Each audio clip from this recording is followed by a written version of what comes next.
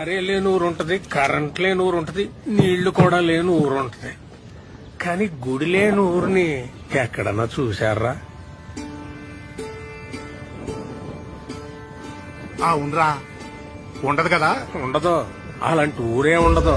ఎందుకో తెలుసా? ప్రతి గుళ్ళోని దేవుడు ఉంటాడని కాదురా, ఆ గుడి ఆ దేవుడిగా చెప్పాలని, ఆ కథ మనకు గుర్తుండిపోవాలని కడతారా. మన రామాలయం సీతను కాపాడుకున్న రాముడు కథ కాదు చెప్పేది. అలాగైతే అది ప్రేమ కథ మాత్రమయ్యేది కదా. ఆహా, రాముడి సమస్య తనదనుకున్న హనుమంతుడి కథ. ధర్మం వైపు ఉన్న రాముడికి మేమున్నామని నిలబడ్డ వానరుల కథ. అధర్మంపై గెలవడానికి యుద్ధం చేసిన సైన్యం కథ అది. అందుకే రామాయణం లోక కళ్యాణం కోసం జరిగిందంటారు.